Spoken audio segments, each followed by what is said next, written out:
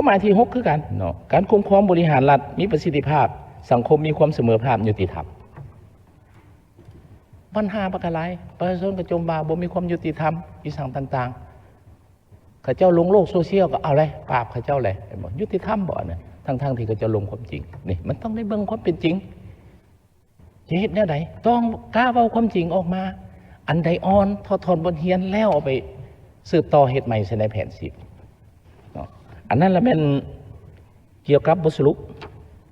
วันนี้แผนการ10แผน10ข้าพเจ้าวรสิทธิ์ ศรีวงศ์ดาวสมาชิกสภาแห่งชาติประจำเขตเลือกตั้ง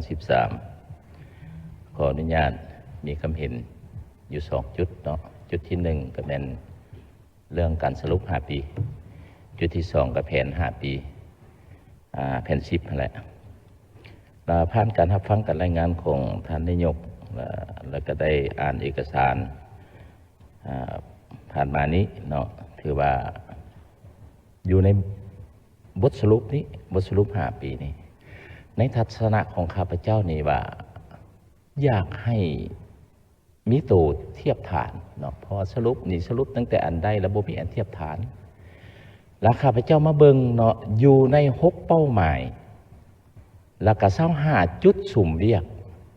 ของแผน9ผ่านมาในการจะตั้งปฏิบัติผ่านมาสมเทียบใส่กับแผนของผ่านมาเนาะแผน9ผ่านมาต้นแผนหั่นคือว่าอันที่พ้นเด่นแท้ๆก็มีแต่เป้าหมายที่1โดยเฉพาะเป็นการสร้างรายรับอีสังต่างๆเงินเกินแผนอีสังต่างๆก็โอเคเนาะโดยพื้นฐานก็สมเสยเพิ่นสู่ส่วนใดแต่ว่ามาเบิ่งเป้าหมายอีก5เป้าหมายเนาะเป้าหมายที่2การพัฒนาทรัพยากรมนุษย์ให้มีคุณภาพอันนี้เฮามาเบิ่งคืนน้ำกันว่าอันใดที่เฮ็ดได้อันใดที่ยังเฮ็ดบ่ได้ตามเว้ากันมานี่แม่นว่าส่วนน้อยได้สิได้เนาะเปอร์เซ็นต์ต่ำการศึกษาก็บ่ได้สาธารณะก็บ่ได้แรงงานก็บ่ได้เนาะอันลักๆหั่นนะเนาะแล้วบัดนี้นี่สิเฮ็ดแนวใดเพื่อสิเอาเข้าไปใส่อันน่ะแผน10สิ่งที่บ่ได้หั่นอยากให้แยกออกมาเป็นหยังมันจังค่อยบ่ได้แล้วสิเอาเข้าแผน10นี่สิเอาเข้าแนวใดวิธีการสิเฮ็ดแนวใดเพื่อสืบต่อเนาะแล้วเป้าหมายที่3คือกันเนาะชีวิตการเป็นอยู่ของประชาชนด้านวัตถุและจิตใจเฮ็ดให้ดีขึ้นมันดีขึ้นบ่เดียวนี่เสียงจมว่าของประชาชนห่างเสียงต่างๆของสังคมบักหลาย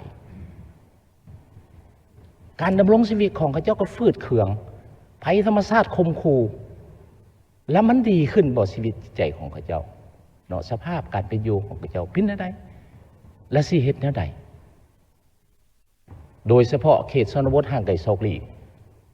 เนาะอยากให้รัฐบาลเบิ่งคืนในจุดนี้เป้าหมายที่4คือกันเนาะการปกปักรักษาสิ่งแวดล้อมเนาะให้สมดุลพวกเขาเว้ากันนี่ก็เป็นสภาพแวดล้อมปัญหาบักหลายเนาะโดยเฉพาะเรื่องการคุ้มครองการคุ้มคนบ่แห่ต่างๆเกิดสภาพแวดล้อมเกิดน้ำขุ่นเกิดมีอันนั้นอีสังต่างๆเนาะนับทั้งการชดเชยให้แก่ประชาชนปัญหาต่างๆดินยุบดินพังอีสังต่างๆนี่มันแม่นบ่นี่สภาพแวดล้อมที่ดีควรจะไปแก้แนวใดเข้าแผน10นี่เนาะ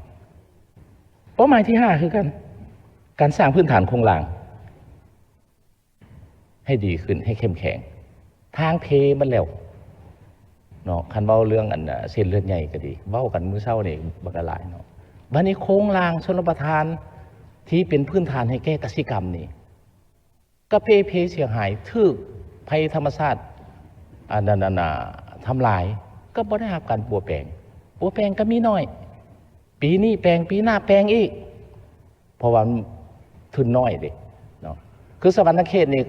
ระบบชลประทานโครงการชลประทานนี่มีอยู่300กว่าแห่งเดี๋ยวนี้ยังใช้ได้มีแต่100กว่าแห่งเฮ็ดได้สิรับประกันได้เรื่องการผลิตของประชาชนเป้าหมายที่6คือกันเนาะการคุ้มครองบริหารรัฐมีประสิทธิภาพสังคมมีความเสมอภาคยุติธรรม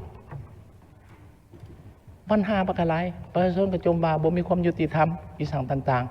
ๆเขาเจ้าลงโลกโซเชียลก็เอาเลยปราบเขาเจ้าเลยบอกยุติธรรมบ่เนี่ยทั้งที่เขาเจ้าลงความจริงนี่มันต้องได้เบิ่งความเป็นจริง จะเฮ็ดแนวใดต้องกล้าเว้าความจริงออกมา อันใดอ่อนทอทอนบนเฮียนแล้วเอาไปสืบต่อเฮ็ดใหม่ใส่ในแผน10เนาะอันนั้นละแม่นเกี่ยวกับบทสรุปบัดนี้แผนการ10แผน10ในทัศนะของข้าพเจ้านี่ทิศทางรวมและเป้าหมายข้าพเจ้าเห็นดีเนาะโค้งห่างของแผน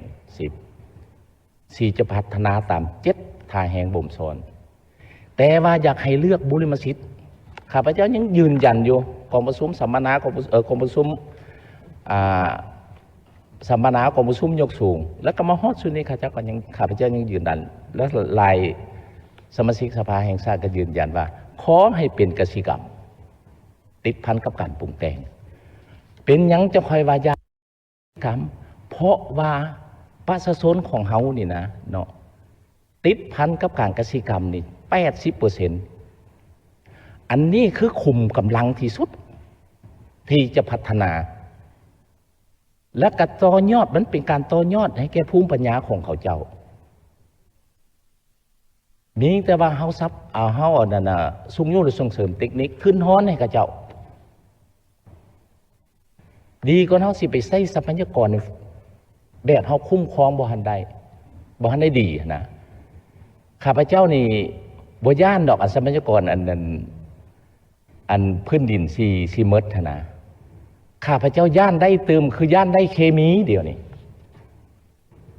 เพราะว่าเฮาคุ้มครองบ่ได้คันได้เคมีแล้วพวกเฮาปวดสุขภาพได้มีเงินก็ยังปวดบ่มีความหมายพอที่สิได้ปวดสุขภาพรุ่นลูกรุ่นหลานเฮาสิได้ปวดเฮาสุขภาพและปวดขี้ดินเนาะคันท่าเฮาบ่นั่นนี่ลุ่มเหลวปราศัยได้ทานประธานขอฝากน้ำทานประธานรัฐบาลเนาะเรื่องพัฒนาก็พัฒนาแต่ว่าให้เลือกบุริมสิทธิ์ในการพัฒนาเลือกจุดเลือกเขตแค้นเนาะบ่อนใดหรือว่าสิ่งที่เฮามีแล้วหั่นแล้วก็พัฒนาต่อบ่ให้ขยายเติมต่อไปเฮามีแล้วผ่านมาก็ยังล้มเหลวแล้วเนาะเฮายังสิสืบต่อเฮ็ดอยู่บ่มีเงินมันก็บ่มีความหมายเด้ลูกหลานเฮาสิว่าให้เด้เนาะเพราะว่ามันมีแต่เคมีเด้อย่าขอให้ทางรัฐบาลได้คึดคักแน่เนาะมาเบิ่งยุทธศาสตร์วิสัยทัศน์ของการพัฒนาบ่แห่นี่7 ล้านเฮกตาร์นะ7 ล้านเฮกตาร์นี่เนื้อที่1/3ของทั่วประเทศนะเนาะเขาสิเอาเคมีขึ้นไปไว้บนสูงได้เนาะข้าพเจ้าเว้าแล้วเว้าอีกนี่เป็นห่วงแท้ๆคันเฮาคุ้มครองบ่ได้นี่สิเฮ็ดได้ไรเนาะเจ้าขออนุญาต